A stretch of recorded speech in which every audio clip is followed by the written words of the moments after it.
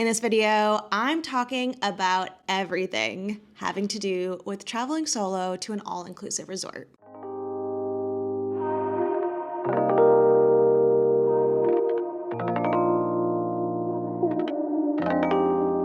Hi friends, welcome to my YouTube channel.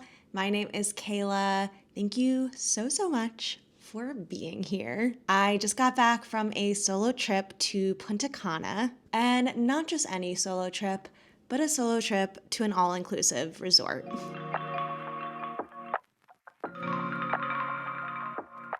I was just in need of some decompression, relaxation, and just a total recharge. So when the time came to plan this vacation, no one was able to make it work, including my boyfriend. But that's when I decided, you know what?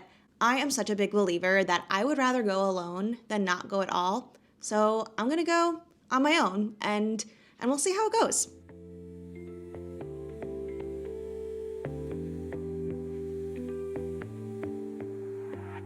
I started looking up resorts on TripAdvisor that checked a few boxes. I really wanted to go somewhere that was easy to get to from New York City. Obviously, really important to have somewhere that felt safe as a solo traveler, was not a party resort, and I also wanted somewhere that was more on the quiet side.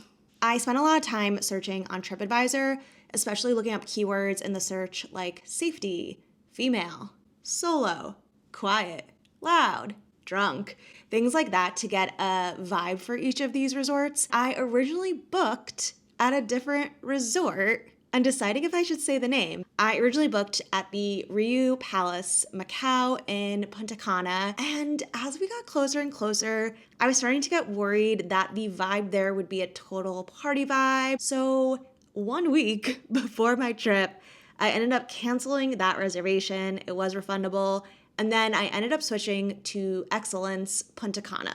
I had heard of Excellence from an influencer I follow, Olivia Mentor, and after reading the reviews and looking up all of those keywords, I felt really confident that that resort would be a better fit for me and more the vibe that I was looking for. I'm not sure what would have been at that other resort, but in the end, I am glad that I made the decision I did, and I think it also helped me be less anxious going into the trip because I just felt confident that I'd chosen the right resort for me and what I was going for.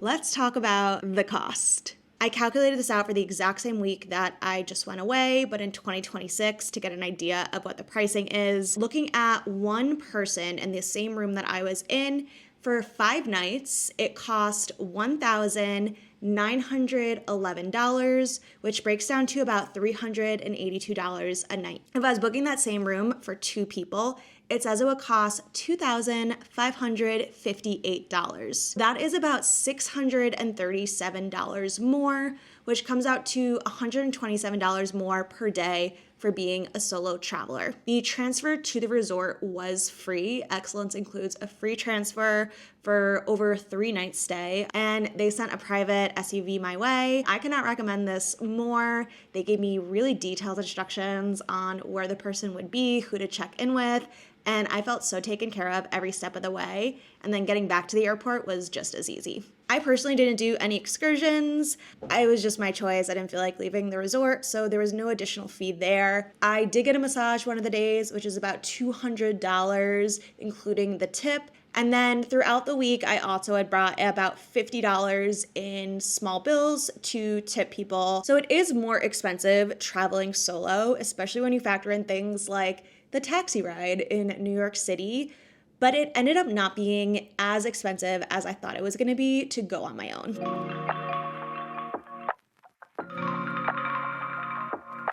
What did I do by myself for 6 days? Honestly, I mostly just relaxed, rested, and read, which was exactly what I was hoping to do. I did a ton of reading while I was there. I read a book a day for my 4 full days there, but otherwise that was kind of it, which for me was just what I wanted. There were excursions available, and I do think I would have felt fine doing them on my own. It was just my own personal decision to not leave the resort. I have been to the Dominican Republic before, so I feel like, not that I didn't miss out, but it was okay for this trip. That was just not my focus, and I have a feeling I will go back to the Dominican Republic many, many times in the future. The biggest thing that I want people to know about traveling solo is that nobody cares. I could not tell if I was the only person there on my own. There were some people that I saw on the beach reading on their own, or various 1 or 2 nights I feel like I saw other people eating on their own. Sometimes you don't know if like maybe their other person doesn't feel well, or at the beach like maybe someone's just enjoying their alone time and time away from their partner. Full respect for that. But I didn't really mind because no one cares. No one was asking me questions. No one was saying anything weird to me. No one was approaching me. I had no issues whatsoever being there on my own. People left me alone, which was exactly what I personally wanted. I did make a friend. I'm really proud of that because I am not someone that chit-chats with people, and I'm not very good at socializing. But I did make a friend. She came up to me to ask about the book I was reading, and then throughout the week we would catch up on our books and just talk about travel and our experience. She was awesome. She was there with her husband and was just a lovely person to get to connect with. I will say it was my own choice to stay on my own. I think if I would have really wanted to meet other people, I could have participated in various activities. There was water aerobics, there was fitness stuff. I think there was like kayaking and various water activities. And that was my choice to not participate. I just didn't want to or feel like it. There was also always like pool volleyball going on, which looks like a lot of fun. So if you do want to socialize a little bit and just like spend time with people, there are definitely opportunities. You can also sit at one of the bars. There was a swim up bar. And there is that opportunity if it is something that you're seeking out.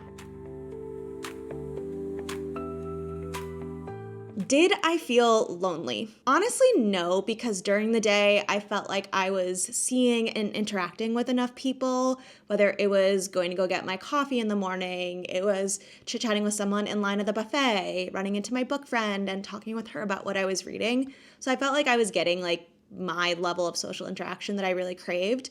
And at night in the room, I felt like it was just like the way I used to feel being alone in my apartment at night, that I just like suddenly 3 hours have passed and I couldn't tell you what I did besides like scroll social media and watch some YouTube videos. I don't know, I was content, I was reading, I was hanging out. The biggest challenging moments were definitely the meals, and I think that is where some people would struggle. I ended up going to the buffet for breakfast and lunch. One, because I just wanted to like quickly get in, get out, get to the beach, but also because I think it is like a more chill environment to be on your own. The buffet was only open for dinner one night while I was there, and the rest of it was all sit down. I found the food to be kind of hit miss to begin with, so I wasn't feeling like super inspired at night to go to some of the restaurants. And by the end of it, I kind of figured out like, oh, the Asian restaurant is really chill to sit there alone. And I'd seen other people alone there. I didn't really want to go to like the fancy French restaurant, which seemed like kind of this romantic vibe alone. But I also don't really eat French food because I'm extremely lactose intolerant. So I don't think that would have been my first choice anyway. I think at night is where there was the most challenge. What I did was I would bring my book sometimes to dinner. And for me also, it was the time when I would catch up with messages on my phone. I would text with my boyfriend. I would answer DMs on Instagram, and I would just kind of amuse myself there, read some articles. And I do want to remind you that nobody actually cares. And I think that is so much where the awkwardness and discomfort comes from, is this fear that other people are watching you and judging you and thinking something of you. And the truth is they're not. Like, no one was saying anything to me. I think it's what you make of it. And you have to remember that alone is not lonely. How can you enjoy that time with yourself? And for me, I deeply enjoyed it and just loved not having the pressure to do anything. So for me, all of that was really great. I think one of the most empowering parts of this trip was not even just going solo, but realizing something about my relationship and the fact that even though I am in a relationship, I can still do things solo. I found that really powerful for me. And it's not that I didn't know that before, but I think this was just a really good reminder of, yeah, this is something you can do. You just have to give yourself permission to do it.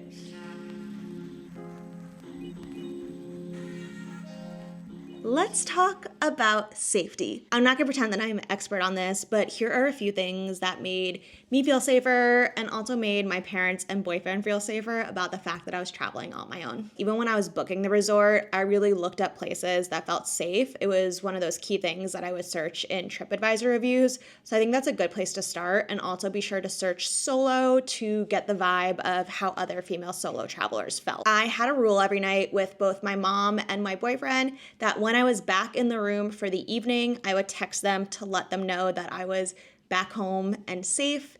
For me, this is not something that I minded doing. I probably would have done it anyway, even if it wasn't like an official rule, just to catch up with them and tell them about how my day went. They knew to contact each other if there were any concerns about my safety, if they hadn't heard from me.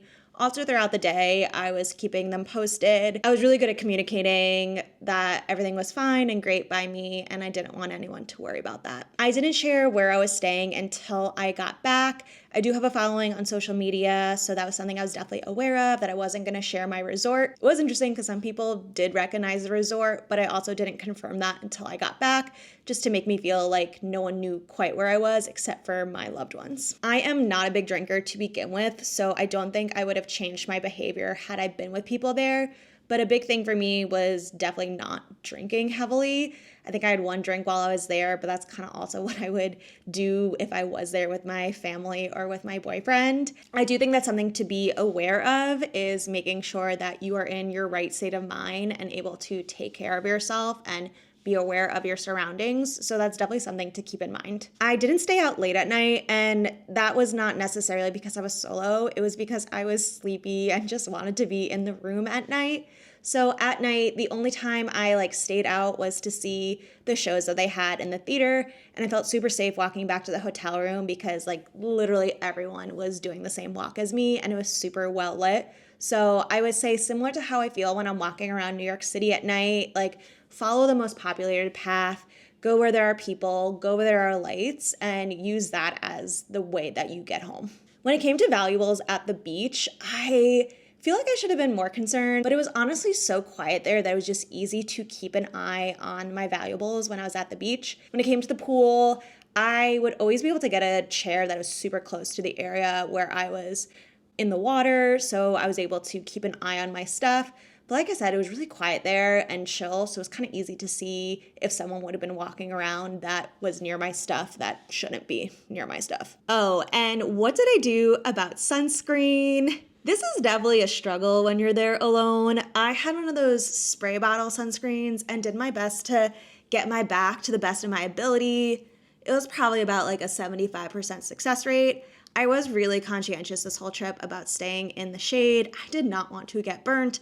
I did not want to feel uncomfortable. And as you can see, I'm pretty fair-skinned, freckly. So I don't have a great hack for that. And I think that might be the biggest challenge of traveling solo. But I just kind of managed and did what I could where I could. Would I do it again? Absolutely. If anything, while I was on that trip, I was dreaming of, man, if I could do this once a quarter, I would be the happiest person in the world. I don't think the budget will allow for that, but all of that is to say, I clearly enjoyed my time and would absolutely do it again. I would definitely even go back to Excellence Punta Cana. I thought it was the perfect place for the vibe that I was looking for and what I was hoping for as a solo traveler. I'd also try some of their other locations, as I think the hotel chain is definitely the quiet, chill vibe that I am looking for. And that is about all I have to say about the solo travel experience to an all-inclusive resort.